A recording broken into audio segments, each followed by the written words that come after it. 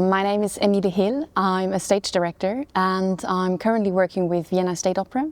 I'm freelancing in Europe and I'm connected to a Belgian theatre company called Niet Company. For me, opera is always the art of the collective. And if you look at where theatre comes from, it's Greek theatre, and the collective, the chorus, is the starting point of theatre.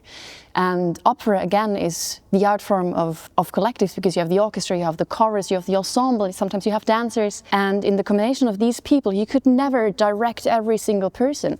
And that's, for me, the wonderful thing about theatre, that you can create this broad picture.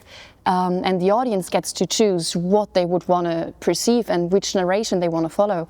Whereas in film, you have a camera which tells you where to look at.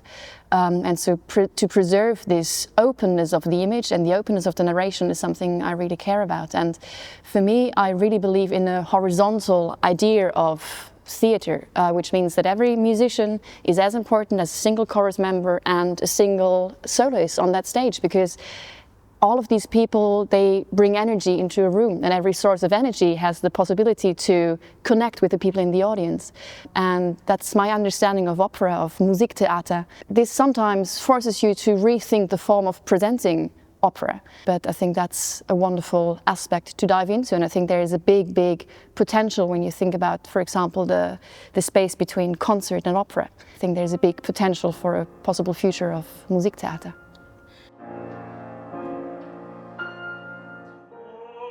So for me it's quite simple, because I want to work with the people on that stage, and the people on the stage and the audience, this is what I care about. And I care about who these people are and how they interact with each other.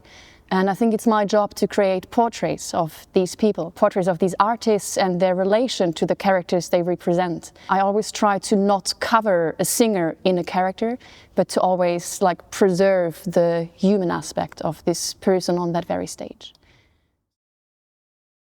Absolutely, it's living art after all, and this is the beauty of theatre and of opera, and this spontaneity and this unpredictable things that can happen when you work with people and when you work with arts and artistic means which are independent after all. Things can happen that you could have never imagined, and that's, for me, really the beauty of opera and of theatre.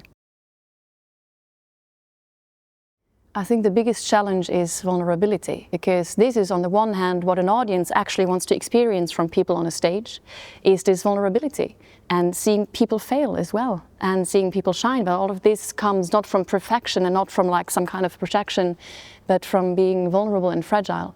And if I would aim to create something like this, I have to work in a way like this as well.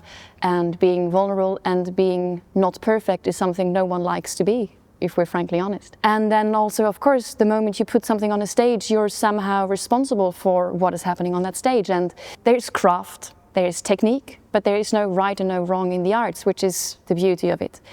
But that's also the brutality of it. And there is no right and wrong in the judgment of your own profession. And all you have is your own intuition to trust, or the opinion of other people.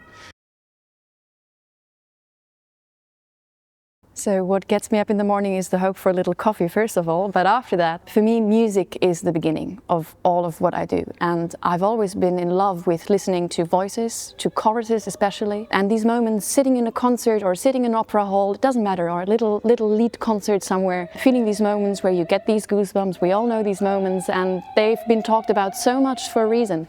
I think it's that, very simply. The moment that you have the feeling that you actually got touched by someone or got moved, or you felt you had this little connection that is so valuable because it's gone again.